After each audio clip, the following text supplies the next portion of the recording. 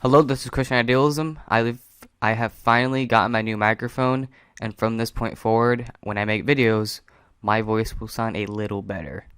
Just keep in mind, in the next few videos I am releasing, I will still have the old mic sound, but that will quickly change once we get through the next series of videos, which I will talk about in a bit. I will continue to do PowerPoint presentations from now until I can figure out how this editing program works, but for now, I will use the easiest method for myself, which is PowerPoint, so that I can get out as much information as I want in a short period of time.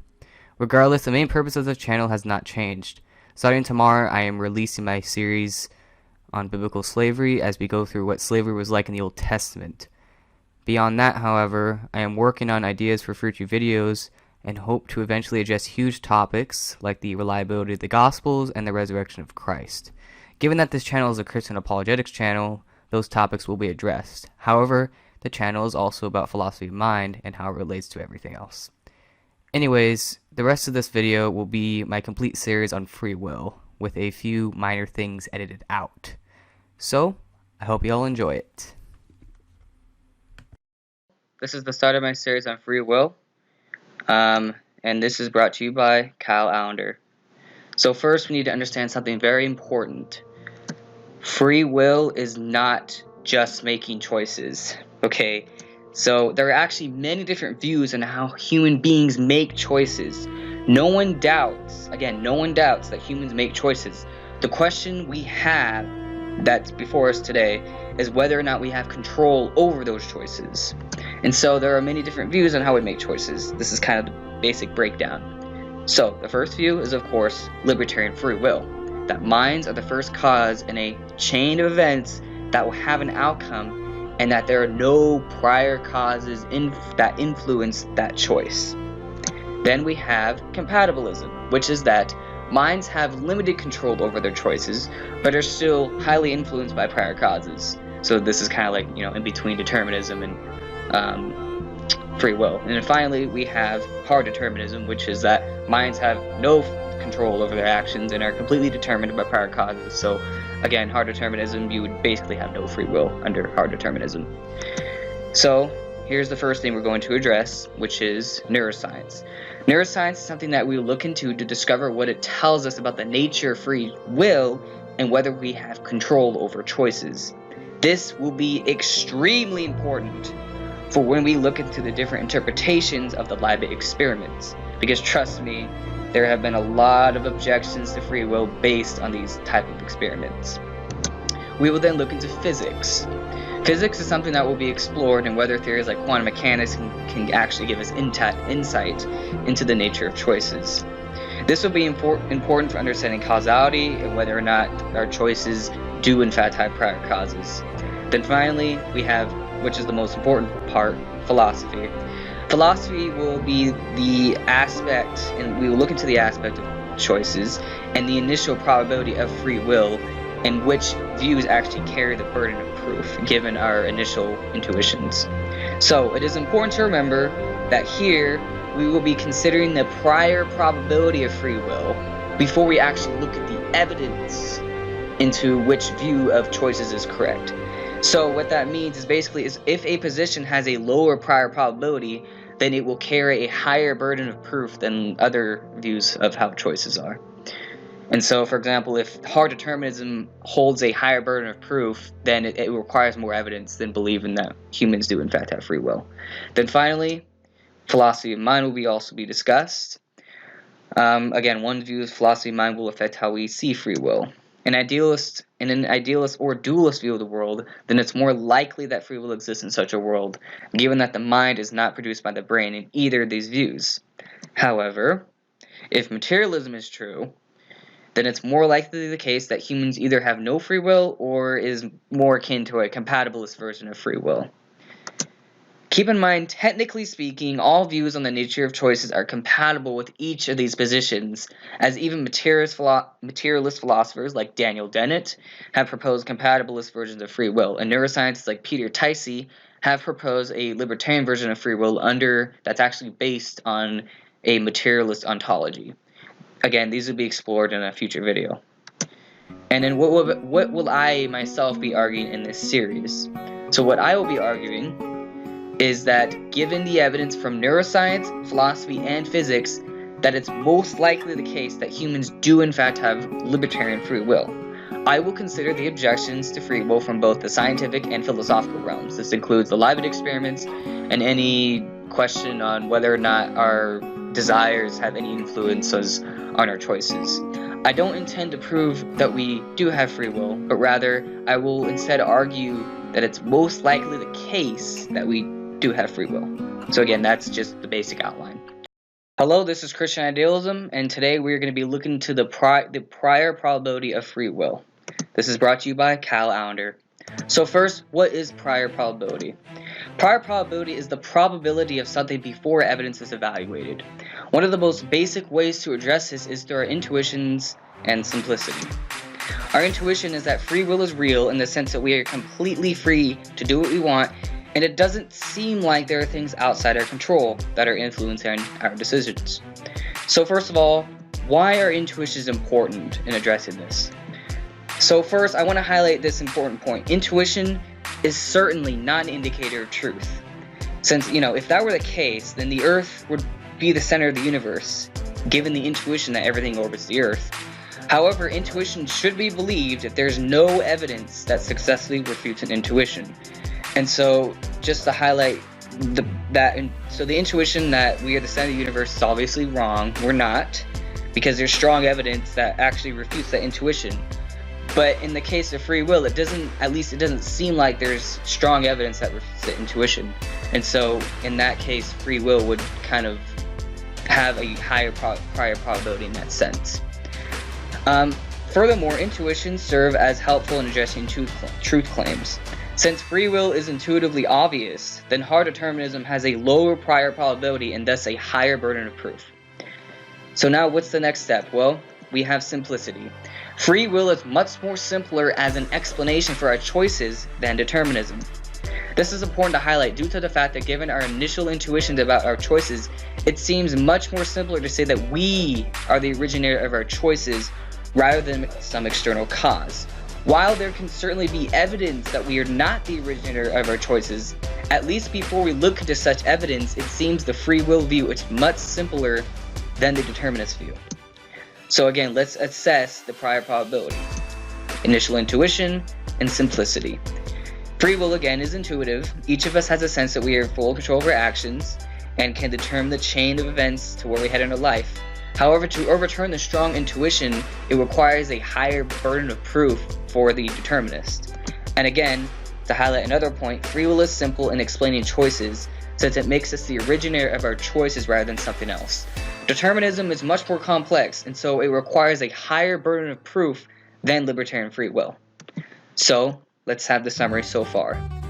Before we look at the evidence for and against free will, it seems due to the fact that free will is more intuitive and simple, then determinism requires a higher burden of proof.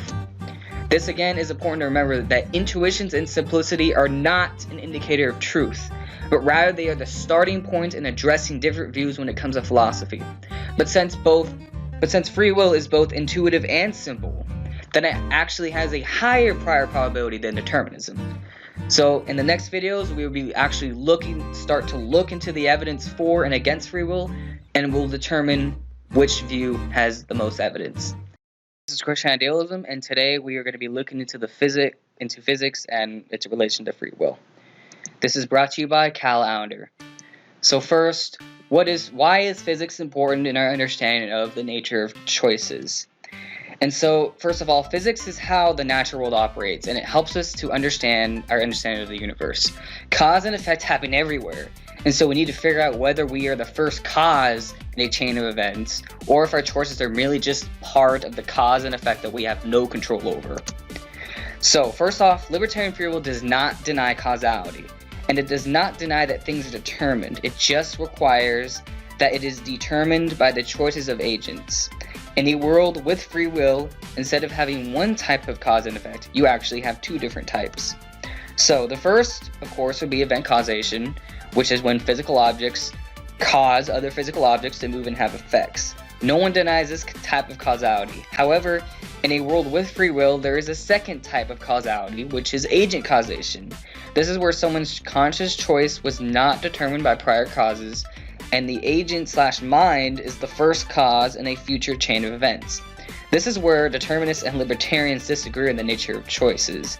And so basically, a determinist would say only event causation exists, whereas a libertarian would say, or someone that believes in free will would say, there's both event causation and agent causation in the universe. So, what does physics actually tell us about the nature of causality? So first, we need to distinguish between classical physics and quantum physics. So first, classical physics is about our Newtonian world in which all events have prior causes, and this is the part of physics we all interact with on a daily basis. This happens on the macro scale, in which things like our brain are present.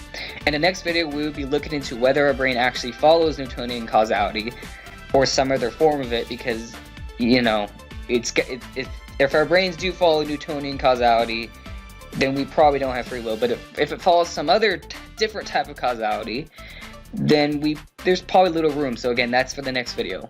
But first of all, before we get to that, we need to discuss what's called quantum physics. And quantum physics is about the smallest particles in nature that we cannot see with the naked eye. To put it simply, the quantum world is anything smaller than the atom. This world follows Heisenberg's uncertainty principle and is thus indeterministic at the bottom level. This isn't to say that it had no prior cause, but rather that one cannot predict an outcome prior to an event, like we can in classical physics.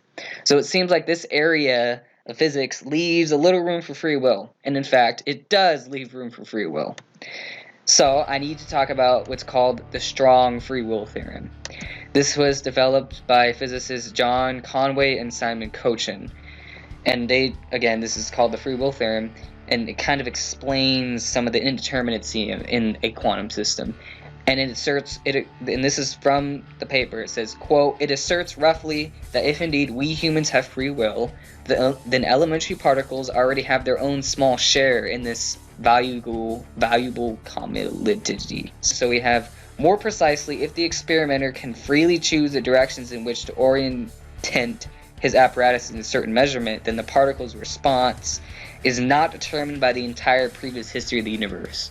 So what they're basically saying here is, if humans do have free will, then elementary particles should not be 100% predictable, or in other words, it should not be determined by the entire previous history of the universe. That's what they're basically saying here. And so I'm going to have a little explanation for this. So to understand the theorem, we need to know what it is saying. In orthodox quantum physics, particles are in a state of superposition prior to collapse. This is to say that before particles are measured, it does not exist in space-time as an actual particle, but rather exists in the form of a wave function. And a wave function, of course, is not in space-time. So, with that in mind, we need to also take into account Hilbert space and all the other stuff, but that's for a future video. So, if we take orthodox quantum mechanics as the most accurate description of reality, then prior to collapse there is no particles, and perhaps nothing can cause collapse if all is in a superposition. But I would say that our minds can, in a pre-collapse state of particles, would be the mind thinking about an outcome. To put it more simply, it would mean that the agent's first cause would be the particles collapsing into a definite position to create a chain of events that initially started with the agent's choice. This is how free will works as it relates to orthodox quantum physics. So the free will theorem would actually explain how particles behave when it is going through this chain of events that was started by the agent's choice. And so, first of all, I need to answer some objections because, again, there are a lot of objections. I'm just going to answer probably the three biggest ones that have the most weight. So probably the biggest objection I hear is that this assumes that no hidden variables in quantum mechanics exist. And that is true. It does assume that no hidden variables exist. In hidden variable theories, you would have determinism. However, I need to point this out. Hidden variables would have to be non-local due to entanglement in Bell's theorem. And if that's the case, then hidden variables can only exist if they remain in a state that goes faster than the speed of light. Now again, if they're going faster than the speed of light, it would be a violation of special relativity. So while it's true that we have never falsified all hidden variables theories, hidden variables would make quantum physics deterministic rather than probabilistic. And given the arguments in my last video, it seems like determinism in this case would have to have a higher burden of proof. And so, again, there is no reason to assume that hidden variables exist unless one has emotional philosophical reasons to think they do, which is not how science should operate. So the second objection is that this assumes that many worlds interpretation is wrong, since there you would have particles collapse into definite positions, but they are just in different universes. So then our minds wouldn't have any, we would just be passive observers, and minds basically wouldn't have the free will to choose what particles do. However, it doesn't assume many worlds is wrong, but rather that a deterministic version of the many worlds is wrong. I want to point this out because a lot of people have big, huge misconceptions. So, many worlds can simply fall into what's called the many minds interpretation, where you're allowed to have free will involved with particles. However, many worlds cannot explain the Bohr rule, since that makes some worlds more probable than others. But again, if we're talking determinism, then they should all have equal probability, but we know it doesn't because of the Bohr rule. And so the many worlds interpretation is actually more probable with free will than without it. And so while this objection does carry some weight to it, it carries very little weight just because of the fact that free will, many worlds would actually be it would make more sense to say that we have free will if many worlds is true rather than we don't, because of the Bohr rule. So now we have objection 3, which is, again, if quantum mechanics is random, then our actions are just caused by random events. However, determinacy in quantum mechanics is not about randomness, but rather it's about not being able to know an outcome prior to measurement. The libertarian free will argument from quantum mechanics does not say that since everything is not totally predictable, then we have free will, but rather it says that particles act in a way we would expect if free will exists, and if conscious observers have a role in wave function collapse. And I also want to point out that decoherence does not explain collapse due to the fact that I don't know why that says articles, but anyways, particles in the universe are in a superposition prior to collapse. But of course, this has to throw out the many worlds interpretation and hidden variable theories, but we already addressed that in our last response to the other objections, so I don't need to repeat myself here. So now let's kind of weigh the evidence for this. So far, we looked into physics and have shown that there is a second type of causality in the universe known as agent causation. When one accepts the basic facts of quantum physics without adding additional assumptions like hidden variables or many worlds, then it's most likely the case that conscious observers have free will to cause events in the universe without prior causes to them initially choosing those events. So with these facts of quantum physics, then it's most likely the case that humans have free will given this evidence from quantum physics. Again, this is assuming that hidden variables don't exist and that a deterministic version of the many worlds is wrong, but again, we already kind of addressed that before. So again, I'm not going to repeat myself on that. So I need to highlight an important consideration here. So first of all, this argument does assume idealism, the metaphysics of idealism, and it does reject physical realism in the sense that mind is the first cause in the mental universe. And so under idealism, all is mind. Under physical realism, you would have this world that exists independently of the mind. So yes, this kind of evidence for free will would in fact be incompatible with the ontology of materialism. However, in the next video, we will be looking into neuroscience and argue that even if this argument from quantum mechanics is wrong, free will is still the best explanation, given recent developments in neuroscience and how the brain works for decision making. And so again, even if my argument in this video doesn't work, There are further arguments in the next video I'm going to go over that do show that free will is still the most probable explanation. Hello, this is Christian Idealism, and today we're going to be looking into the neuroscience and free will and its relation to free will. This is, of course, brought to you by Cal Allender. So first, we need to understand the importance of neuroscience. Neuroscience is the study of the brain, and it gives us insight into the processes that help to govern the rest of the body.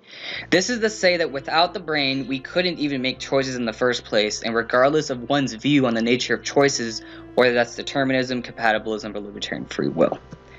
And the brain is the most complex organ in the body, and it's what gives us the ability to have experiences in the physical world. Whether one believes in the soul or not, there is no denying the fact that regardless of one's metaphysical beliefs, that we experience on a daily basis what it is like to be our brain. In other words, the brain is at least correlated with our mind and our free will, if we do in fact possess free will.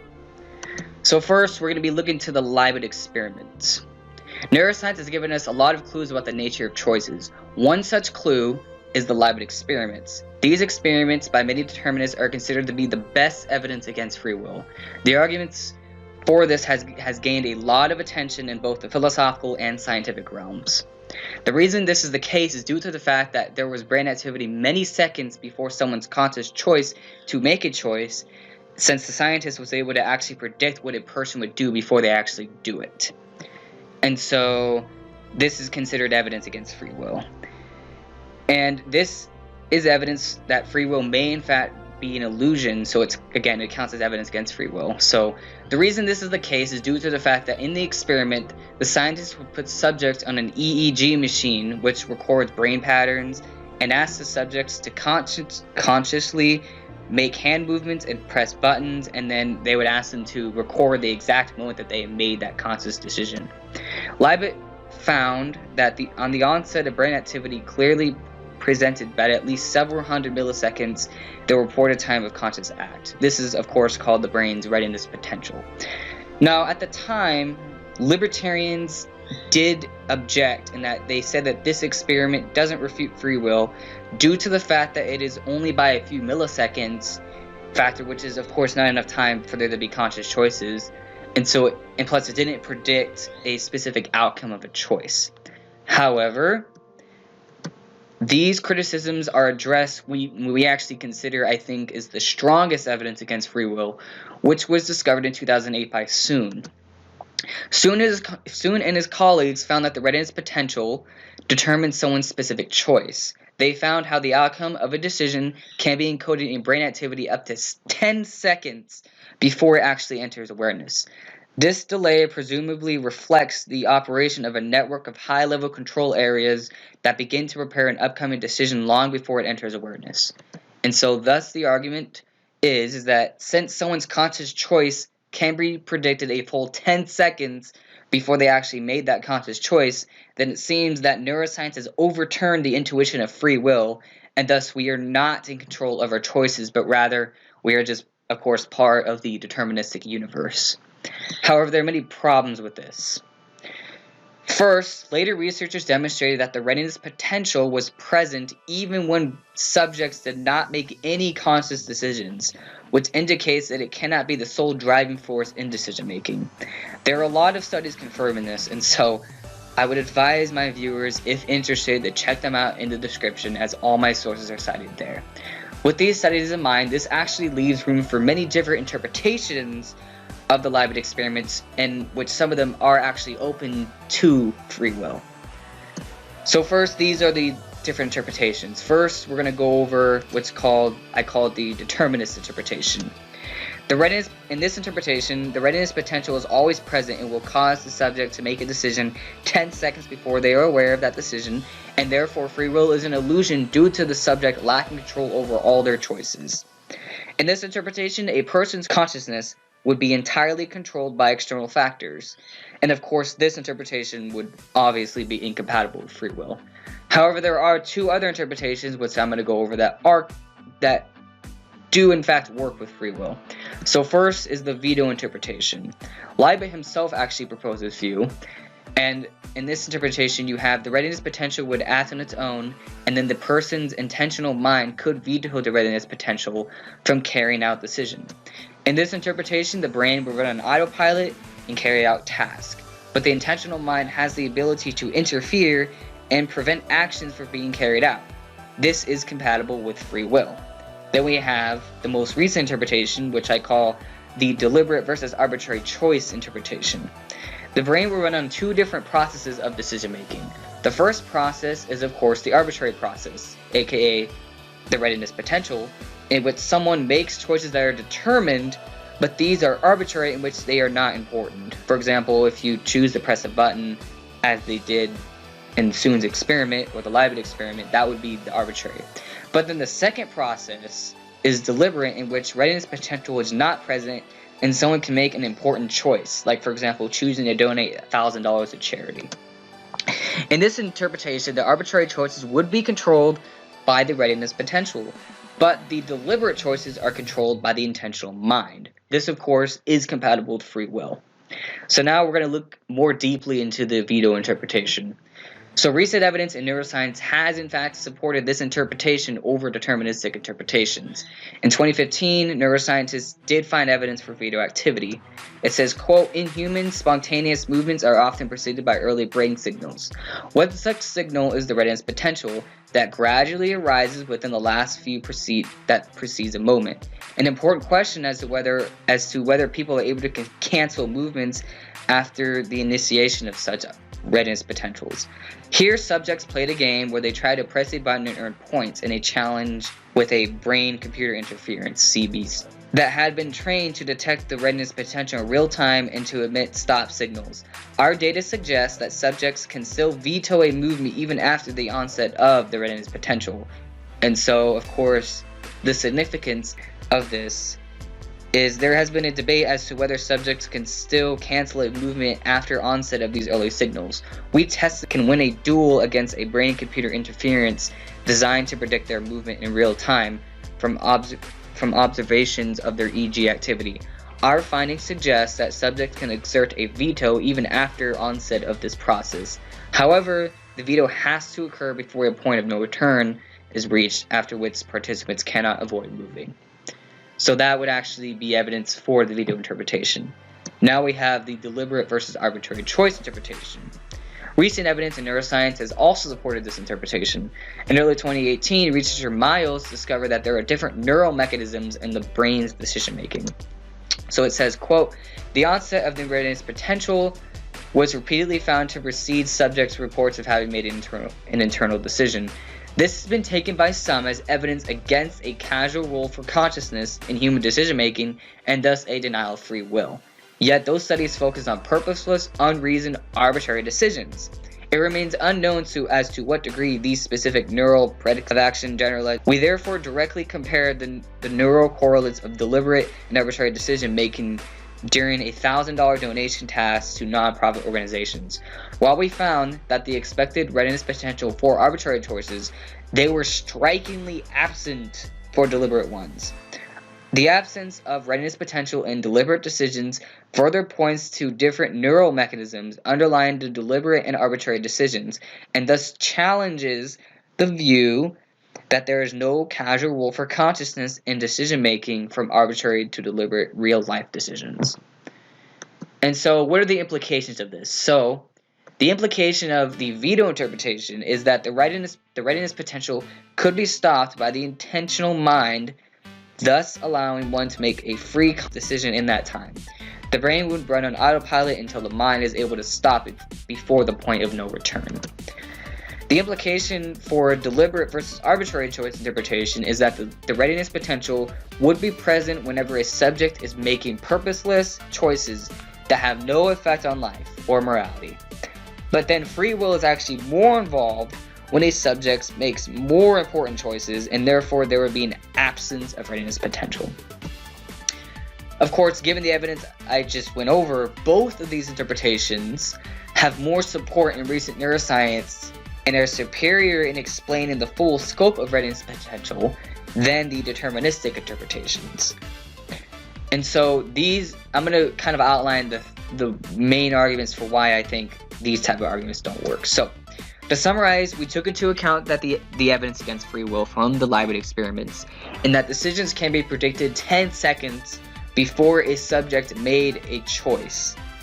However, there are 3 major reasons why I think any argument against free will based on these experiments fail. So, the first reason why is that the readiness potential is present even when subjects are not making any conscious choices, and therefore the readiness potential cannot be the cause of conscious decisions. The second reason why? Researchers have identified a point of no return in self-initiation movement, which supports the interpretation that the mind has the ability to veto the readiness potential so that free will may take place in decision making. And finally, probably my biggest objection would be this. Miles has discovered that the readiness potential is absent when a subject makes a deliberate choice rather than an arbitrary choice.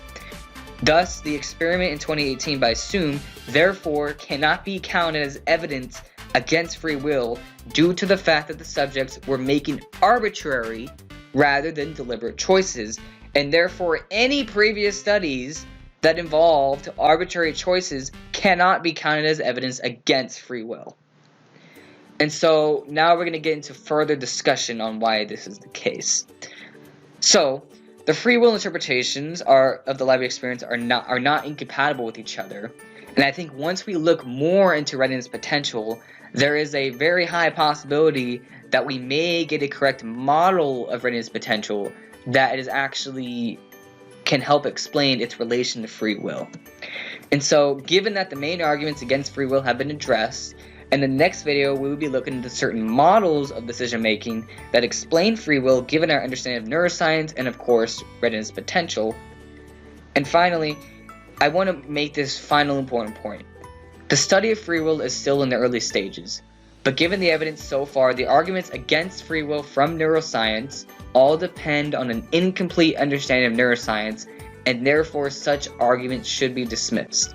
So again, the fact that these arguments rely on data that does not take into account deliberate versus arbitrary choices, I think is a strong reason why we shouldn't really take these arguments as strong arguments against free will. This is Christian Idealism, and today we're just going to be trying to understand free will from a neuroscientific perspective. This is, of course, brought to you by Cal Allender. So first, before we get into free will, we need to first recap and move forward beyond this point. In the last video, we went over the Libet experiments and we explained the problems with an argument against free will based on these experiments. Of course, the biggest problem with the Libet type arguments against free will was due to the fact that in the experiments, they were testing people's arbitrary rather than deliberate choices. In 2018, Miles' study confirmed that there is a lack of readiness potential in the brain during deliberate decision-making, thereby refuting the main arguments against libertarian free will. And so in this video, I just want to highlight some important discoveries in recent neuroscience that do give more weight towards libertarian free will over determinism. So first, we need to understand how exactly the brain works, because I think once we understand this, that we can kind of move forward and understand how it's conceivable that you could have libertarian free will in a deterministic universe. So first, the brain does not use logic in a deterministic sense. It is non-linear in the sense of being able to shift direction, and it is definitely not like a computer that runs on linear processes. While there is an autopilot to the brain, which is, of course, the readiness potential, there is no evidence that it controls free will in deliberate choices, since in deliberate choices there are different non-linear mechanisms that drive free will in this type of process. And so deliberate choices are more important, and so free will is more involved when dealing with moral decisions or decisions that have bigger impacts on life. The brain does not use circuits in decision making, and neurons act in a non-linear way and can rewire themselves in whatever the agent makes themselves to be. And so this is nothing like our modern day computers or even quantum computer systems. So I also want to highlight the fact that there is about a 200 to 300 millisecond buffering between when someone makes a choice and them feeling themselves they made that choice. In other words, the brain is always predicting the future of what would occur, and it kind of explains why more commonly than not, we react to danger in quick ways, as if our brains can predict the future. Well, the same process for predicting the future in that way also works for decision making. And so I'm going to go over just two models of free will. So first is Peter Tyson's model. Under his model, the neurons in the brain are self-selective. They are not determined or random. Rather, these neurons go through what is set up by the brain's previous decisions. And so he kind of divides this into like type 1 free will and type 2. So type 1 free will is basically just someone making a choice on a daily basis. And so it's basically just neurons self-selecting to make an overall choice. However, type 2 free will is what he calls meta free will, and it is the person that was built up through their life, and it is the criteria that needs to be met in order for type 1 free will to take place. And so this is kind of how he explains type 1 free will. He says that free will has a 3-stage model, and so he says the first stage is when neurons are processing information, they set new information criteria which subsequent inputs must meet to trigger firing.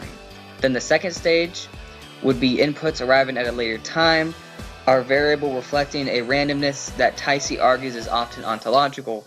And then, of course, the third stage is when these inputs arrive at a neuron at the later time, they either meet the previous set of criteria or they don't. And so this kind of determines whether or not the neuron will fire or not.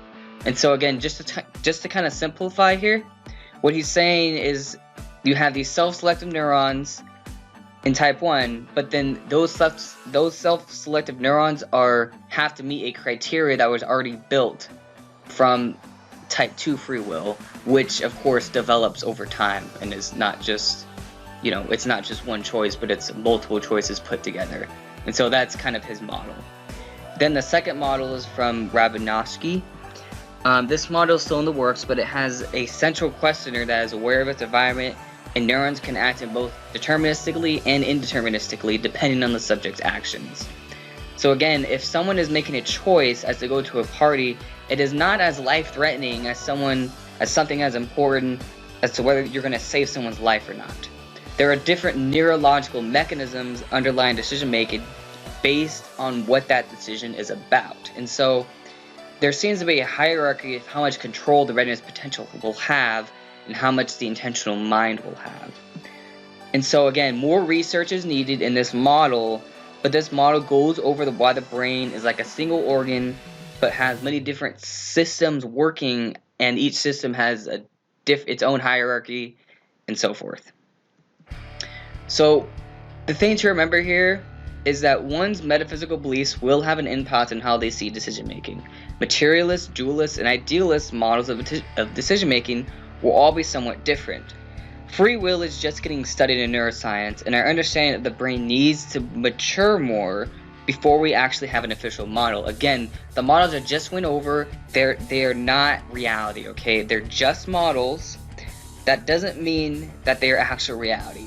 But I think they do help us to discover what the reality is free will is. So whether or not they're the correct model, I think it's important that there are actual models out there that do somewhat at least explain partially how free will can work. And so again, further research is definitely needed in this field. And so to summarize, we realize that all the evidence against free will relies on incomplete understanding of neuroscience. With new research in place, we know that free will is in the brain, but explaining it still needs more research. So while models will pop up here and there, we cannot move forward in neuroscience until free will skepticism is abandoned. And so that hopefully in the far future we could actually come up with a decent model that explains the evidence and that can actually explain free will. And so again, neuroscience is a complicated subject. And to make it investigate free will, I think, will take many more years of research. But for now, we can clearly see that it is at least conceivable for there to be an actual neurological explanation of free will. So regardless of our metaphysical beliefs, we can be confident that free will is very much correlated with the brain, and that that neuroscience will hopefully one day be able to actually explain free will. And so while we may not have a complete explanation of free will, there are decent models that give us clues, and so it's clear that we very much do indeed possess free will, but we just don't yet know exactly how it works in its relation to the brain. And so that will pretty much be all I have to say here.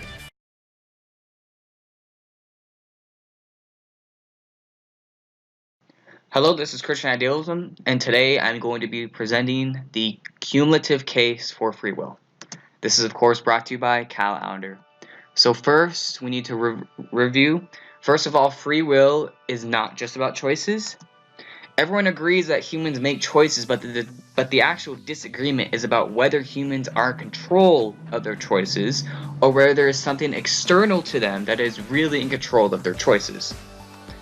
So just to review on the views on the nature of choices, we have libertarian free will, which is that minds are the first cause in a chain of events, and that they will have an outcome, and that no prior causes influence their choice. Then we have compatibilism, which is that minds have limited control over their choices, but are still highly influenced by prior causes. Then we have hard determinism, which is that minds have no control over their actions and are therefore completely determined by prior causes. So first of all, let's assess the prior probability of free will. Free will is intuitive to how we make choices. Every day in our lives, it seems like we are in control over our own choices, and it doesn't seem like there are things outside our control that are determining our choices. Also, free will is simple to how we make choices. The claim that we are the originator of our choices rather than something else is a much simpler explanation than the determinist view that our choices are completely controlled by external factors.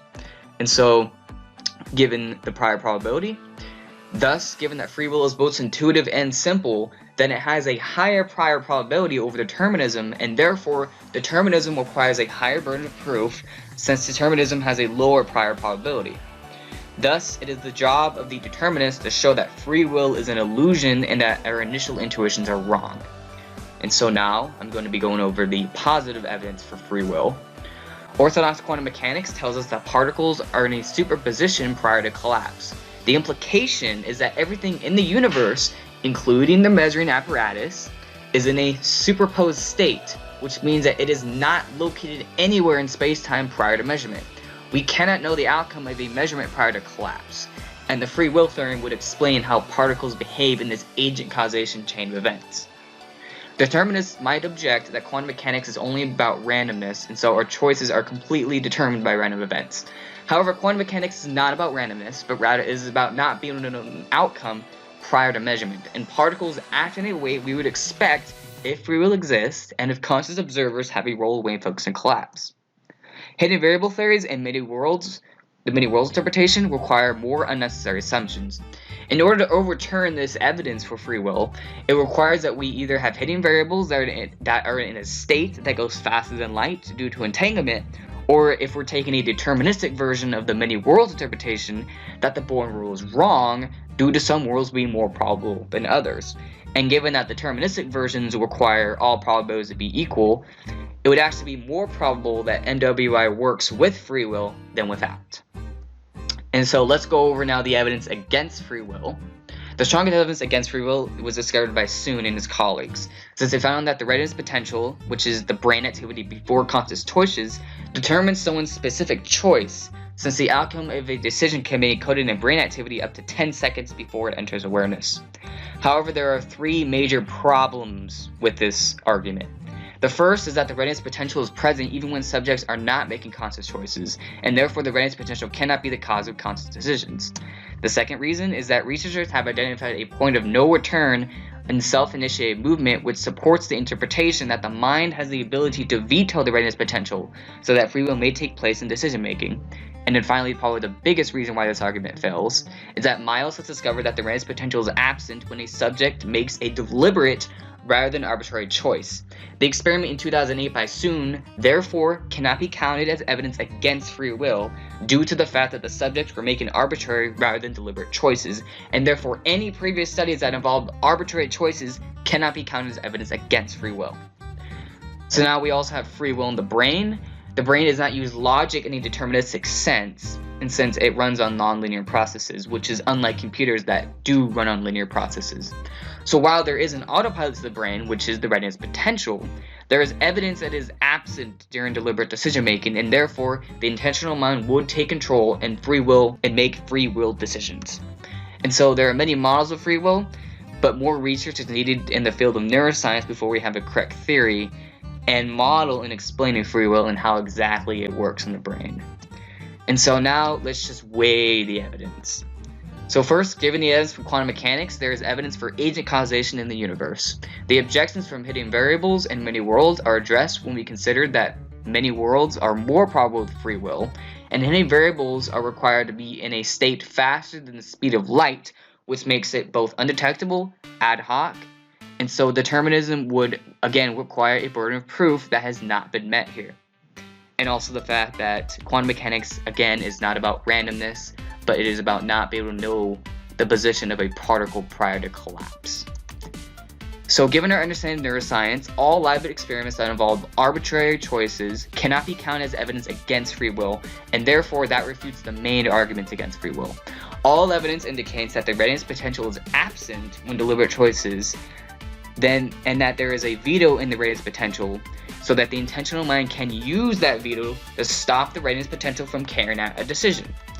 And so, given that free will is both intuitive and simple in explaining our choices, and that the evidence has failed to overturn this intuition given the problems that we pointed out before, and that there is positive evidence for free will from quantum mechanics and neuroscience, then it's more likely, given the evidence, that humans do in fact possess free will. So while it's true that one can always escape to superdeterminism, in the sense that not only is nature determined, but we as the experiencers are determined, and that there is determinism outside physical reality, there is no evidence for this, and it would actually go against all our intuition. And so free will, given the evidence, is the most probable explanation for the nature of choices. And that will conclude my video. Thanks for watching. All sources are in the description, and have a nice day and make the right free will choices. Thank you.